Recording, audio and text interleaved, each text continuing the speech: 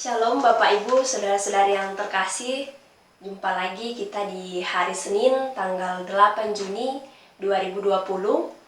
Dan saat ini kita akan merenungkan satu bagian firman Tuhan. Tapi sebelum itu, mari kita bersatu di dalam doa. Kita berdoa.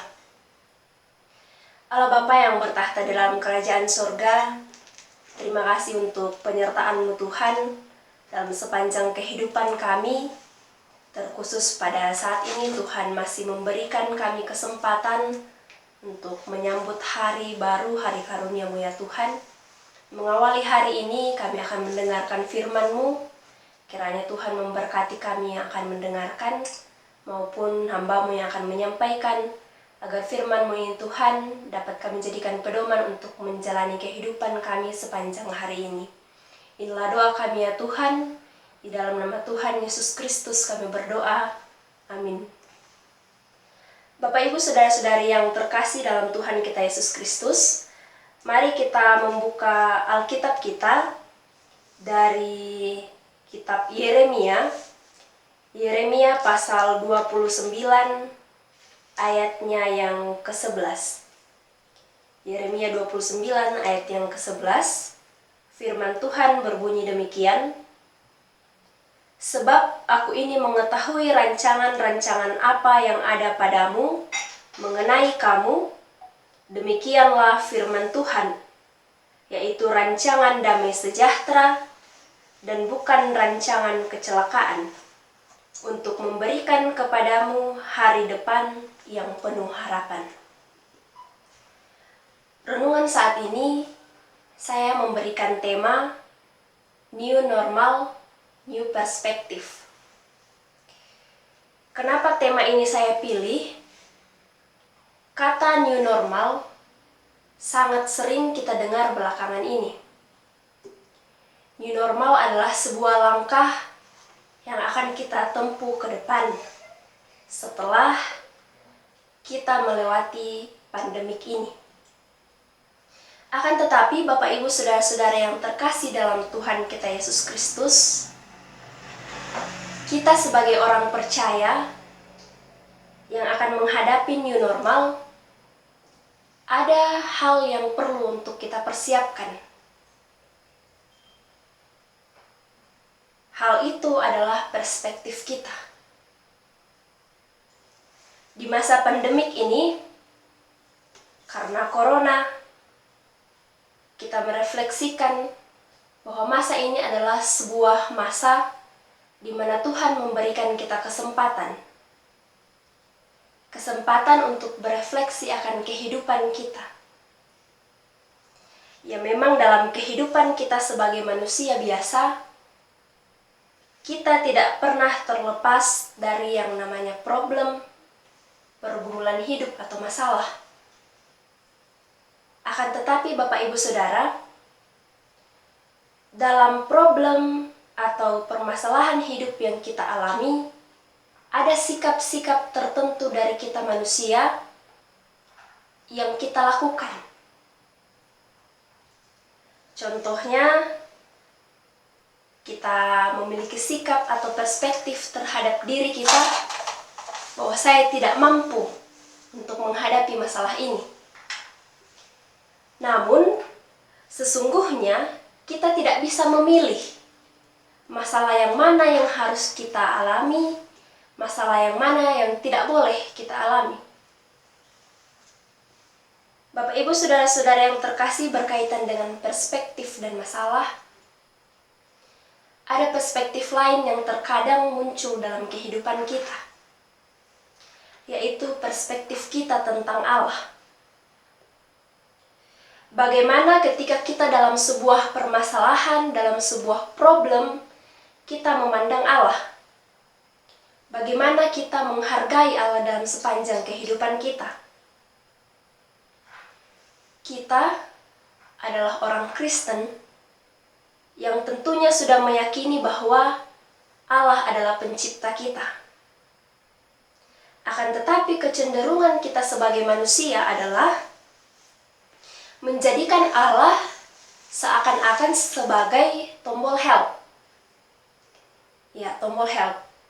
yang bisa kita tekan ketika kita membutuhkannya. Artinya kita hanya datang kepada Tuhan ketika kita memiliki keinginan yang harus dipenuhi. Nah, Bapak Ibu Saudara-saudara yang terkasih, pandemik yang kita hadapi saat ini merupakan sebuah refleksi sekaligus kesempatan kita untuk merubah perspektif kita tentang Allah. Kita yang terkadang datang kepada Tuhan ketika hanya menyampaikan permohonan kita untuk dikabulkan, tetapi sekarang mari sama-sama kita belajar untuk merubah perspektif kita, bahwa Allah adalah yang berkehendak atas segala sesuatu. Yeremia 29 ayat 11 mengatakan, segala sesuatu adalah rancangannya. Jadi apapun dalam kehidupan kita adalah rancangannya dan atas kehendaknya. Perspektif yang kedua yang terkadang muncul dalam kehidupan kita adalah perspektif kita tentang sebuah permasalahan. Besar ataupun kecil permasalahan itu terkadang membuat kita merasa bahwa kenapa saya yang harus mendapatkan permasalahan ini atau problem ini. Ada begitu banyak problem yang dihadapi oleh setiap orang, masalah keuangan, masalah saat ini yang tidak bisa pulang kampung, dan lain sebagainya. Permasalahan setiap orang berbeda-beda. Akan tetapi, Bapak Ibu Saudara-saudara yang terkasih, kita harus meyakini bahwa setiap permasalahan itu tidak pernah melebihi batas kemampuan kita. Yang ketiga, Bapak Ibu Saudara-saudara yang terkasih, perspektif kita tentang masa depan. Kita sebagai manusia biasa memang memiliki begitu banyak keterbatasan. Termasuk keterbatasan kita untuk tidak dapat mengetahui apa yang akan terjadi di masa yang akan datang. Jangankan bertahun-tahun ke depan, beberapa menit ke depan ini saja kita tidak tahu apa yang akan terjadi. Akan tetapi Bapak Ibu Saudara-saudara yang terkasih, Yeremia pasal 29 ayat 11 ini mengingatkan kita bahwa kita memiliki masa depan yang penuh harapan. Kita memiliki masa depan yang penuh harapan sebab Allah telah menjamin itu semua untuk kita. Bapak Ibu Saudara-saudara yang terkasih, dari perenungan ini kita memahami bahwa kita sebagai manusia memang tidak pernah terlepas dari yang namanya masalah. Tapi mari yakini bahwa segala sesuatu itu berada atas rancangannya dan atas kehendaknya. Dan itu pun Tuhan telah memberikan kita sebuah jaminan akan masa depan yang penuh harapan. Amin. Bapak Ibu Saudara-saudara, mari kita bersatu dalam doa syafaat. Kita berdoa.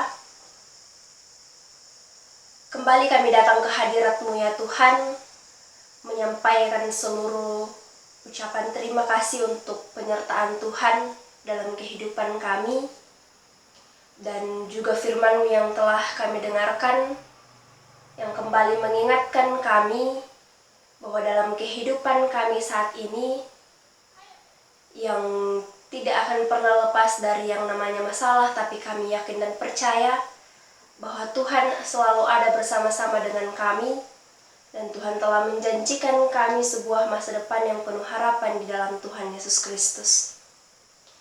Tuhan, saat ini kami juga berdoa untuk keluarga kami dimanapun kami berada.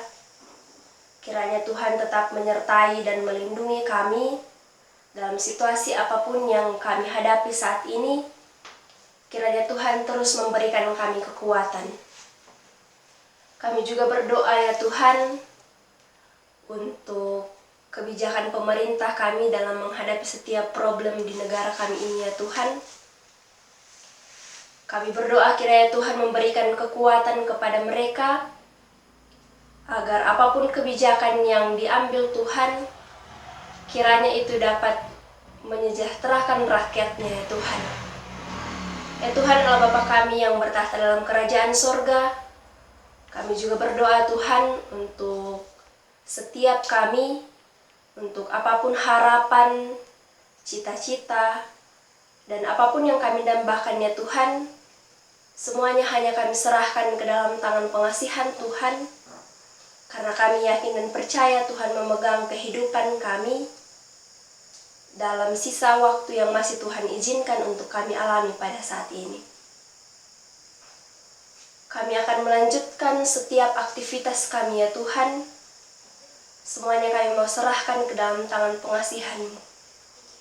Inilah doa kami ya Tuhan, di dalam nama Tuhan Yesus Kristus yang telah mengajar kami berdoa bersama-sama demikian. Datanglah nama-Mu, datanglah kerajaan-Mu, jadilah kehendak-Mu di bumi seperti di surga. Berikanlah kami pada hari ini makanan kami yang secukupnya, dan ampunilah kami akan kesalahan kami, seperti kami juga mengampuni orang yang bersalah kepada kami. Dan janganlah membawa kami ke dalam pencobaan, tetapi lepaskanlah kami daripada yang jahat, karena Engkaulah yang mempunyai kerajaan, dan kuasa, dan kemuliaan, sampai selama-lamanya. Amin.